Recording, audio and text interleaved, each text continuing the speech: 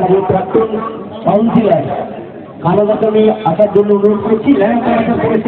ছিল ফুটবলারটাকে নিউ টাউনের বিধানসভার বিভিন্ন প্রান্তে ছড়িয়ে দেওয়া। আমার মনে হয় আমাদের উদ্দেশ্য সার্থক হতে চলেছে। হয়তো এই টুর্নামেন্টের মধ্যে দিয়ে কোনো প্লেয়ার আগামী দিনে উঠবে না, এটা ঠিক, কিন্তু এই উন্মাদনা, ফুটবল উন্মাদনাকে যদি আমরা গ্রামে গ্রামে ছড়িয়ে দিতে পারি, তাহলে যুবক সম্প্রদায় অর্থাৎ বাচ্চারা তারা কিন্তু ফুটবল খেলার জন্য মাঠে আসবে। এবং আমাদের উদ্দেশ্য কিন্তু ওটাই, একদিকে যেমন মাঠমুখো করা দর্শকদেরকে, আর তার সাথে সাথে বাচ্চাদেরকে ফুটবল মুক্ত করা, এবং সেই লক্ষ্যে আমরা এগোচ্ছি। আমাদের যেমন নিজেদের একটা কোচিং সেন্টার আছে, ঠিক তেমনিভাবে আমরাও নিউ টাউনে বিভিন্ন প্রান্তে যাদের মাঠ আছে, যাদের পরিবেশ আছে, তাদের কাছে আবেদন করছি তারাও যেন কোচিং সেন্টারটা করে। কারণ এই ফুটবল কোচিং সেন্টার তৈরি হলেই কিন্তু তবে আগামী দিনে ফুটবলার তৈরি হবে। আমাদের এখানে আমরা যেমন সুন্দরভাবে সেন্টার চালাচ্ছি, আমাদের জানুয়ারি মাস থেকে আকন্দ কেশরী তপন মণ্ডলের নেতৃত্বে ওখানেও একটা কোচিং সেন্টার নতুন করে শুরু হবে। কালো ভাইও বলছে তাদের মাঠটা রেডি হচ্ছে, রেডি হয়ে গেলে ওখানে একটা কোচিং সেন্টার চালাবে। ঘটিদা বসিনার মাঠে দীর্ঘদিন কোচিং সেন্টার চালায়, আমাদের শিকরপুর মাঠে কোচিং সেন্টার চলে। আমরা যেখানে যেখানে কোচিং সেন্টার চলছে আমরা তাদের সবাইকে অ্যাকোমোডেট করব। আমাদের বিধায়ক তাপস চ্যাটার্জি, আমরা সবাই সব কোচিং সেন্টারগুলো যেন, শুধু আমার সেন্টারটা খুব ভালো চলছে মানে অন্য সেন্টারগুলো থেকে সব ছেলে আমার এখানে চলে আসবে সেটা হবে না। তাদের সেন্টারগুলো তারাও যেন ভালোভাবে চলে। আমাদের আর ঘুনি অঞ্চলে এমনি আমাদের এই সেন্টারে 286 জন বাচ্চা ভর্তি হয়ে গেছে, নিয়মিত দর্শক মানে 150 জন প্র্যাকটিস করে। আমরা তো আর জায়গা দিতে পারছি না।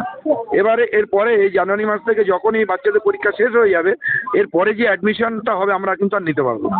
এই জন্য আমরা সমস্ত সেন্টারগুলোকে সচল রাখতে চাইছি। আমাদের লক্ষ্য এটাই, আগামী দিনে ফুটবলার তৈরি করা।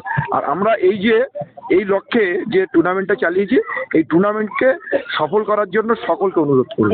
আজকে যেমন অসম্ভব ভালো দর্শক এখানে মাঠে এসেছে, এই দর্শকটা আগামীকাল আমাদের মোহামেডান মাঠেও আমরা আশা করছি, আগামী পরপর 4 এবং 5 তারিখে বসিনার মাঠে আশা করছি।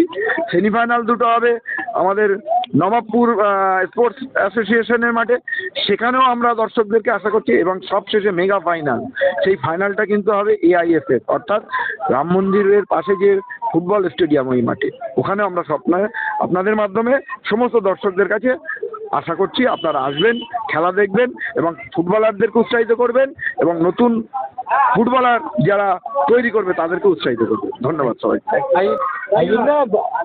খেলা টান উত্তেজনার মধ্যে খেলা চলতে কিন্তু গোল শূন্য খেলা চলছিল, কিন্তু রিপনের পা দিয়ে প্রথম গোল, এবং সেই রিপনকে সাইকেলে করে বিধাননগরে নিয়ে গিয়ে খেলা শেখানো এবং তাকে খেলোয়াড় করা, এবং আজকে ফুটবল লিগ করছে আপনারটা, এই ফুটবল লিগে রিপন খেলছে এবং আপনিও এলেন, কি বলবেন? দেখুন, নিউ টাউন ফুটবল জ্বরে এখন কাঁপছে। 12 তারিখ ফুটবল ফাইনাল নূতন স্টেডিয়ামে হবে।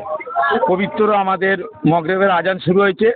একটাই কথা বলবো যে আফতাব উদ্দিনের আহমেদের যে নেতৃত্বে নিউ টাউন ফুটবল শুরু হয়েছে অ্যাসোসিয়েশন লিগ, এটা ইনশাল্লাহ আগামী বছর একটা ভালো রূপ নেবে আমাদের বাংলায়।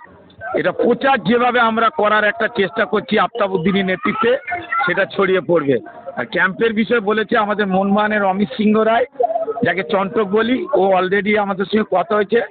আমরা যা করবো বিধায়ক আফতাব যে বলে, কেন আমাদের মাথার উপরে কাকুলি দিই, তারপর বিধায়ক, তারপর পবিত্র, তারপর আফতাব উদ্দিন, আমরা একটা একই পরিবার অ্যাক্টিভ আমরা চলি।